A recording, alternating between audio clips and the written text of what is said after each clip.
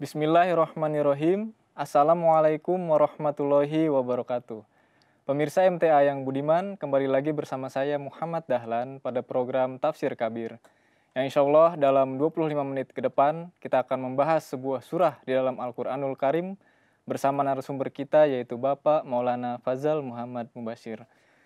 Yang pada episode kali ini pembahasan kita masih di dalam Quran surah Al-Baqarah ayat yang ke-23. Yang bunyinya A'udzubillahi minasyaitonirrajim. Bismillahirrahmanirrahim. Allazi ja'ala lakumul ardu firasyaw was samaa'a binaa'a wa anzala minas samaa'i ma'an fa akhraja bihi minas samarati rizqan lakum. Fala taj'alu lillahi andadaw wa antum ta'lamun. Yang artinya, dialah Allah yang menjadikan bumi sebagai hamparan bagimu dan langit sebagai atap. Dan dialah yang menurunkan air hujan dari langit. Lalu dia menghasilkan dengan air hujan itu buah-buahan sebagai rezeki untukmu. Karena itu, janganlah kamu mengadakan tandingan-tandingan bagi Allah, padahal kamu mengetahuinya. Pemirsa, ayat ini sebenarnya sudah kita bahas pada episode yang sebelumnya, akan tetapi kita akan mengupasnya lebih dalam lagi, menggalinya lebih dalam lagi bersama narasumber kita. Yang mana dalam ayat ini dijelaskan berkenaan dengan penciptaan manusia dan makhluk-makhluk lainnya oleh Allah Subhanahu wa Ta'ala ke dunia ini, dan perintah Allah Ta'ala untuk menyembah hanya kepadanya, dan juga manfaat-manfaat alam yang diciptakan oleh Allah Ta'ala seperti bumi, matahari, bintang-bintang, dan lain-lainnya sebagai manfaat manusia. Untuk lebih lanjutnya kita sapa dulu narasumber kita. Assalamualaikum Pak Fazal. Waalaikumsalam. Sehat ya Pak ya? Alhamdulillah. Alhamdulillahirrahmanirrahim. Baik Pak. Di dalam ayat ini dijelaskan bahwa Allah Subhanahu wa Ta'ala telah menjadikan bumi ini sebagai hamparan untuk manusia dan juga untuk makhluk-makhluk lainnya, Pak. Nah, apa yang dimaksud dari hamparan ini, Pak? Mohon dijelaskan. Baik, terima kasih.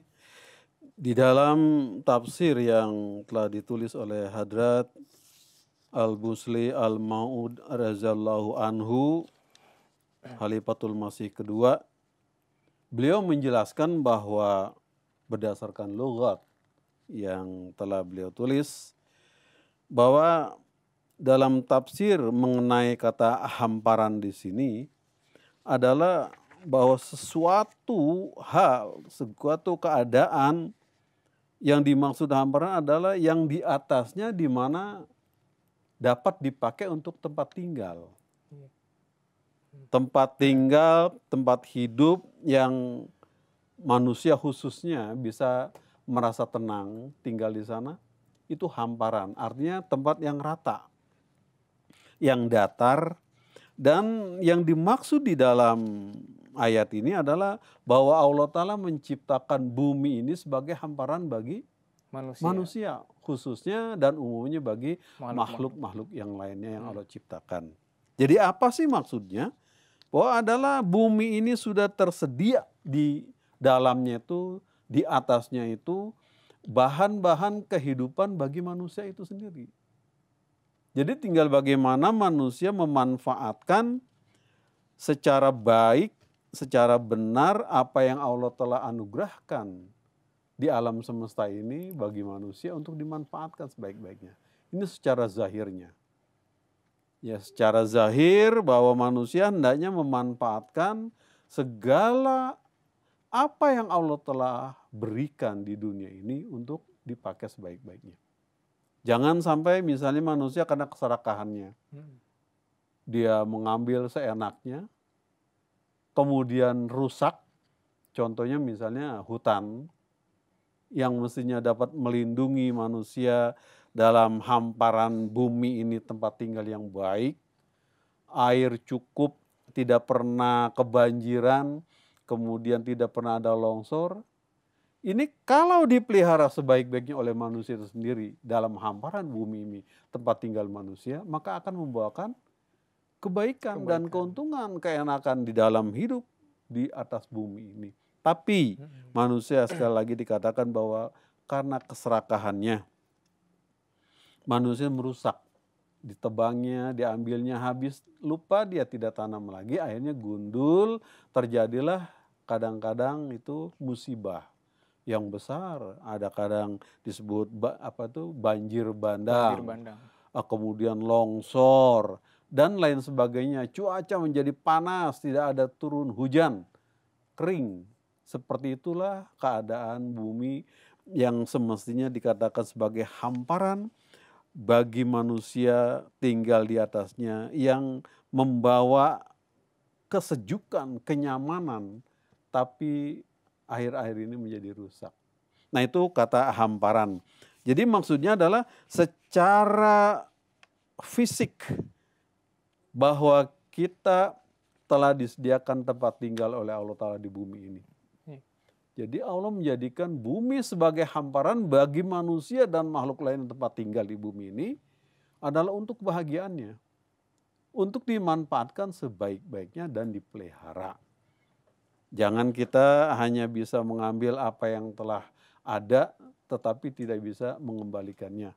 Tanah kadang digali oleh manusia.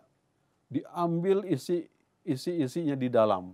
Itu misalnya tambang-tambang. Akhirnya tuh menjadi lubang-lubang besar yang ditinggalkan begitu saja, rusak. Di sana tanahnya rusak, tidak bisa orang tinggal dengan nyaman. Semua hal seperti ini merupakan satu kerugian bagi manusia itu sendiri. Nah, ini pesan ayat ini adalah kepada kita manusia agar dapat memanfaatkan semua sarana prasarana yang Allah telah anugerahkan kepada kita untuk dapat dimanfaatkan.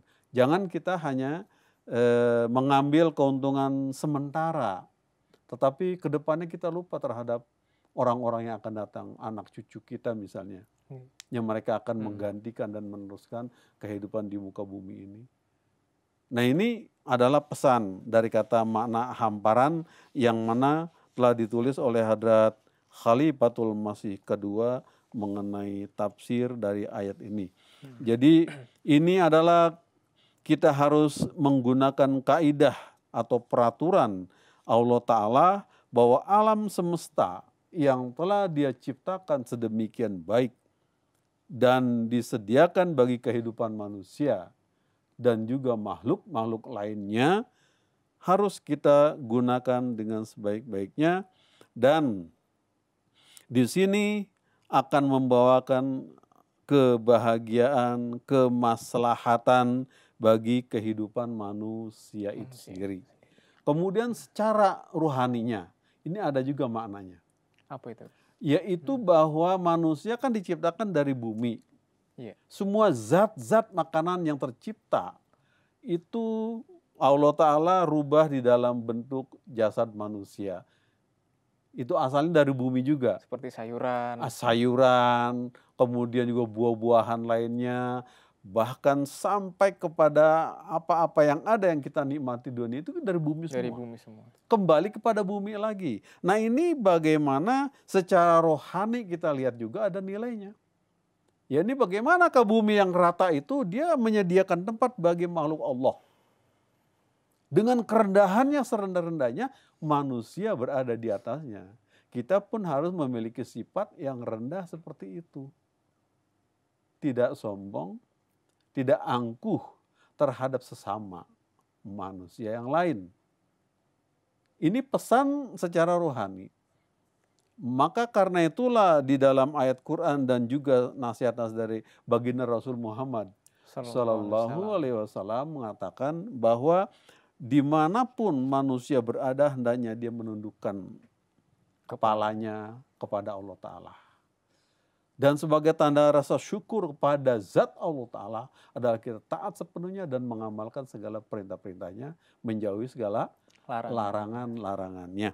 Ini dimanapun muka bumi itu bagi orang muslim adalah tempat dia. Dan bahkan dikatakan bahwa seluruh hamparan bumi ini tempat ibadah bagi manusia, kecuali kuburan. Itu bukan tempat menyembah. Kuburan dan kamar mandi gitu. Nah, itu tempat hal seperti itu. Jadi yang lainnya itu tempat ibadah. Bil khusus manusia membuat gedung, bangunan berupa masjid, itu tempat memang khusus lagi. Jadi di sini secara rohani, secara jasmani Allah Ta'ala memberikan hamparan bumi ini tempat tinggal bagi manusia yang nyaman dan aman. yang membawa kebahagiaan bagi Bagi umat manusia, manusia itu itu sendiri. sendiri dan Iya. makhluk-makhluk lainnya. Jadi betapa indah dan sangat kita harus hargai bumi ini yang baik, di mana kita tinggal, kita lahir, dan kembali pun ke dalam perut bumi itu Bumi itu lagi. lagi. Nah, jadi harus disadari bahwa kita diciptakan dari bumi ini dan kembali kepada bumi lagi yang hamparan bagi tempat tinggal kita selama manusia. hidup di dunia ini. Baik Pak, jadi hamparan ini memiliki dua makna begitu Pak. Makna secara jasmani dan juga makna secara rohani. Benar. Makna secara jasmani yaitu manfaat bumi itu sendiri bagi manusia ya Pak. Seperti menumbuhkan sayur-sayuran, buah-buahan untuk manfaat manusia itu sendiri. Lalu manfaat secara rohani yaitu manusia diperintahkan oleh Allah Subhanahu wa taala dari ayat ini adalah untuk menjadi seperti bumi itu sendiri yang selalu merendah berada di bawah ya Pak ya. Terutama merendahkan diri di hadapan Allah Subhanahu wa taala dan pada orang lain. Begitu Pak. Baik Pak, pertanyaan selanjutnya adalah berkenaan dengan langit nih Pak. Tadi kita bahas tentang bumi, sekarang kita bahas tentang langit. Adakah pengaruh terhadap kehidupan manusia di bumi ini langit itu sendiri Pak? Misalnya terkait dengan penyakit yang beredar mungkin dari langit, lalu misalnya alam atau cuaca, apakah ada pengaruh bagi manusia? Lalu bagaimana cara manusia untuk beribadah kepada Allah Subhanahu wa taala dalam hal ini Pak? Ya, terima kasih. Benar sekali bahwa hubungan atau kaitan ta'aluknya atau hubungannya antara bumi dengan kehidupan di dunia ini, yakni langit juga dikatakan di dalam ayat itu sebagai atap. Sebagai atap. Artinya kalau atap itu kan tempat di mana orang bisa berteduh, berlindung di bawahnya.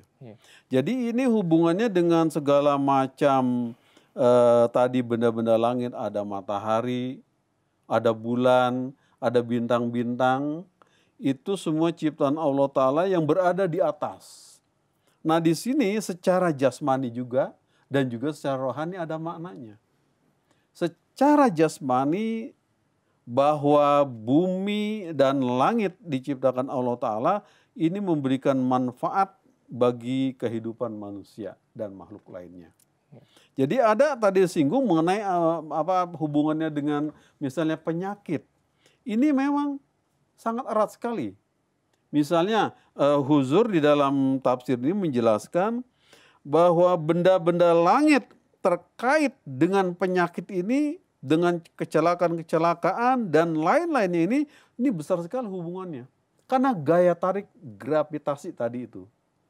Misalnya bulan, ketika dia sedang ada pada tanggal di mana sempurna tanggal 14-15, itu daya tariknya kepada bumi sangat kuat sekali. Sehingga air di permukaan laut pun tertarik sampai naik ke daratan. Itu disebut kadang terjadinya rob. Air naik dari pinggir laut itu ke darat. Sehingga terjadi banjir seperti itu. Itu berlaku dalam ketika mana bulan sedang pada tanggal-tanggal besar, misalnya 14-15. Seperti itu. Kemudian Huzur juga menjelaskan bahwa di mana terjadi adanya gerhana bulan, itu Huzur menjelaskan bahwa sering terjadi banyak penyakit di sana juga. Turun penyakit. Misalnya contohnya Huzur dalam tafsir ini menjelaskan bahwa kadangkala sering terjadi itu keguguran ibu-ibu yang sedang hamil. Itu ada hubungannya dengan masalah gaya tarik ini dari langit sebagai tudung tempat tinggal manusia di atas bumi ini. Sebagai atap begitu. Ya, sebagai atapnya. Tapi juga kadang itu sering sekali menimbulkan hal-hal yang tidak menguntungkan bagi manusia. Nah, bagaimana manusia ini harus menyikapi hal-hal yang memang alami seperti Allah itu ciptakan, adalah manusia itu hendaknya selalu mendekatkan diri kepada Sang Penciptanya. Seperti kalau kita di kehidupan sehari di rumah ini, tetangga dan lain sebagainya dalam masyarakat, kan kalau ada orang yang memiliki seekor anjing ya, itu dia akan taat kepada pemiliknya atau kepada majikannya itu. Nah kita juga seperti itu. Apa yang dimiliki oleh Tuhan diciptakan di alam semesta ini, itu pemiliknya Tuhan. Nah supaya kita dapat selamat tidak diganggu oleh binatang anjing tadi itu, kita harus panggil yang punya. Tolong itu cancang atau ikat kamu punya anjing, atau panggil dia suruh pergi. Kita akan bertamu ke rumah dia, itu akan selamat. Begitu pula dalam hal masalah alam semesta ini adalah pemiliknya Allah Subhanahu wa taala. Nah, kita harus meminta kepadanya, memohon perlindungan terhadap apa yang buruk dari apa yang telah diciptakan di alam semesta ini. Penyakit-penyakit seperti sekarang, masa sekarang ini, bagaimana kita mengalami ada pandemi COVID-19. COVID-19 ya. COVID itu singkatan daripada Coronavirus Disease 19. Itu menyebar ke seluruh dunia menjadi pandemi. Itu sangat berbahaya sekali. Apakah kita bisa mengendalikan itu namanya virus atau virus yang tidak nampak oleh mata kasat, oleh mata kita? Hanya pemiliknya adalah Allah Ta'ala. Kita mohon doa kepadanya. Ini adalah pengingat juga buat kita untuk selalu dekat kepada Sang Pencipta Allah Subhanahu wa Ta'ala. Jadi secara lahiriah bahwa alam semesta ini diciptakan, ada besar sekali manfaat, ada pula sebagian daripadanya mudorotnya, yakni kalau kita salah menggunakannya. Dan semua itu akan memberikan manfaat besar dan keuntungan kebahagiaan bagi manusia apabila manusia selalu mendekatkan diri kepada Allah Subhanahu wa Ta'ala. Jadi mohon kepada sang pemiliknya adalah segala manfaat besar dari apa yang telah diciptakan supaya kita selalu dalam keadaan baik. Di dalam kehidupan di dunia ini. Ya, jadi kita secara rohaninya juga adalah bahwa Tuhan menurunkan petunjuk dari atas langit berupa wahyu-wahyu, ilham-ilham melalui hamba pilihannya, seorang nabi atau rasul yang membawa pesan dari Allah Ta'ala bagi manusia yang hidup di zamannya itu dan untuk selanjutnya juga. Jadi seperti juga langit secara zahir menurunkan air dari atas, yaitu berupa air hujan, di mana apabila bumi kering, dia akan menurunkan hujan sehingga memberikan manfaat besar dalam turunnya hujan itu.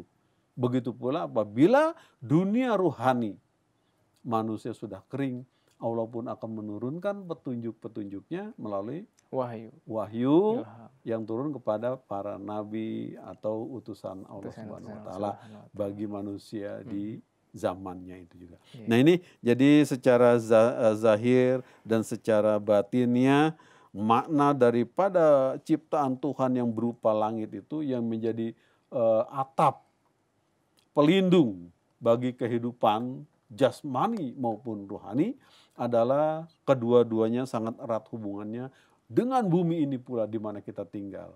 Jadi betapa kita harus dapat memanfaatkan dan menghargai dari apa yang Allah ciptakan. Ini selalu ada hubungannya antara jasmani dengan rohani manusia. Baik Pak, berkenaan dengan hamparan dan juga sebagai atap sudah kita kupas. Lalu pertanyaan yang akan saya lontarkan selanjutnya adalah berkenaan dengan apa yang dikehendaki oleh Allah Subhanahu wa Ta'ala dari manusia dalam hal ciptaannya, begitu Pak. Lalu manusia itu kan adalah makhluk yang tidak memiliki kekuatan apa-apa, makhluk yang lemah serta memiliki banyak kekurangan. Lalu bagaimana manusia itu seharusnya menjaga diri mereka, Pak? Apakah mereka bisa menjaga diri mereka sendiri tanpa bantuan siapa-siapa atau bagaimana, Pak? Ya, ini juga di mana di dalam ayat ini Huzur Khalifatul Masih kedua menjelaskan pula bahwa manusia itu tidak punya kekuatan, tidak memiliki kemampuan kecuali dengan izin Allah Ta'ala. Dengan bantuan izin Allah Ta'ala, Allah akan memberikan perlindungan kepada manusia itu sendiri. Karena itulah apa? Hak dan kewajiban kita sebagai hamba Allah adalah kita harus menjalin hubungan erat dengannya. Yaitu memohon perlindungan kepada Allah Subhanahu wa Ta'ala. Sebagai contoh di sini Huzur juga menulis bahwa bagaimana tiap utusan atau Rasul Allah yang dia utus ke dunia ini untuk menyampaikan pesan-pesannya kepada manusia di zamannya itu nggak pernah diterima pada masa awalnya. Selalu dimusuhi.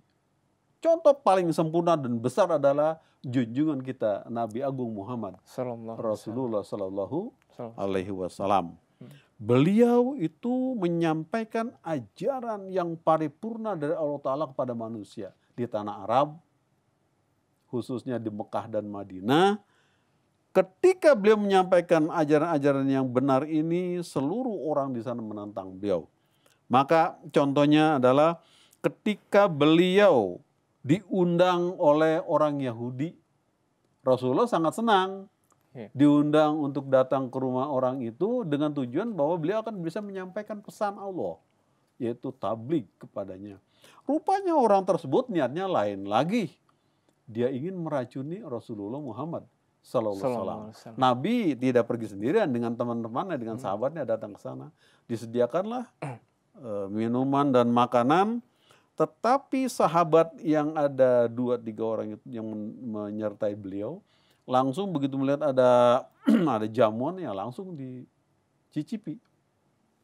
Akhirnya sahabat tersebut menderita sakit. Tapi Nabi oleh Allah Ta'ala, sebelum apa-apa beliau selalu dengan doa, sehingga ketika beliau baru memegang saja apa yang disuguhkan itu, beliau sudah dapat kabar dari Allah Ta'ala, hati-hati ini mengandung racun yang sangat berbahaya. Maka Nabi katakan, sahabat yang baru mencicipi sedikit dikatakan, stop, jangan kamu makan. Ini mengandung racun. Nampak sangat baik dan memang sangat menarik untuk dimakan, tapi Nabi katakan ini ada mengandung racun. Nah, ini satu contoh bagaimana Rasulullah memohon perlindungan dalam segala step, segala langkah apapun juga.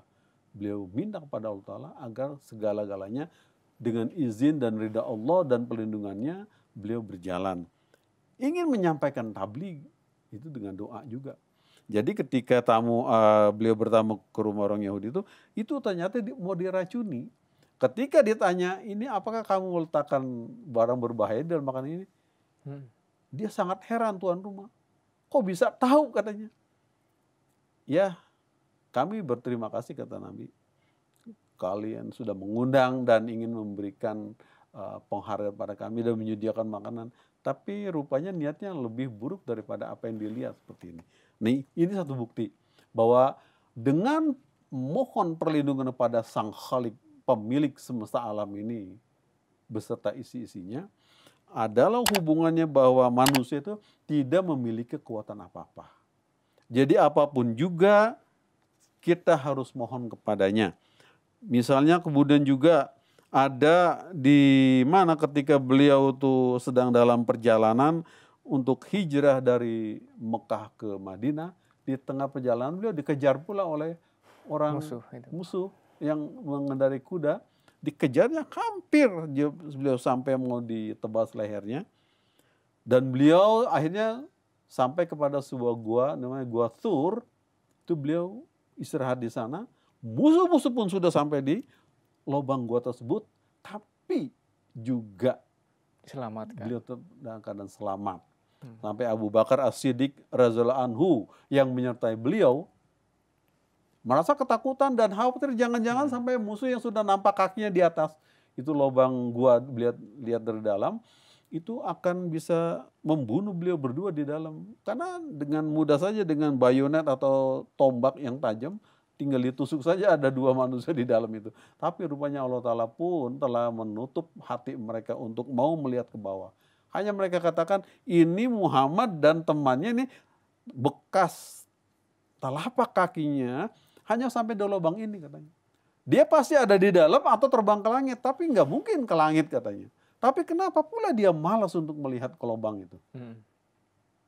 Ini satu bukti juga bahwa perlindungan Allah Ta'ala terhadap beliau dan sahabat beliau Abu Bakar As-Siddiq dalam perjalanan tersebut, ini satu bukti bahwa menjalin hubungan erat dengan Sang Pencipta adalah penting. Adalah penting dan sangat harus penting bagi kita orang beriman kepada Allah Subhanahu wa Ta'ala, agar selalu kita mendekatkan diri kepada Zatnya. Baik, Pak. Jazakumullah Pak atas penjelasannya. Nanti kita akan lanjutkan lagi pembahasan berkenaan dengan ayat ini pada episode yang akan datang, Pak. Baik pemirsa, alhamdulillah kita telah mendengarkan dan menyimak penjelasan yang sangat menarik tentunya dari narasumber kita dan akan kita lanjutkan pada episode yang akan datang. Mudah-mudahan kita semua akan mendapatkan taufik dari Allah Subhanahu wa taala untuk bisa mengamalkan perintah-perintah yang ada di dalam Al-Qur'an Karim dan menjauhi larangan-larangannya. Saya Muhammad Dahlan dan segenap kru MTA yang bertugas mohon undur diri. Assalamualaikum warahmatullahi wabarakatuh.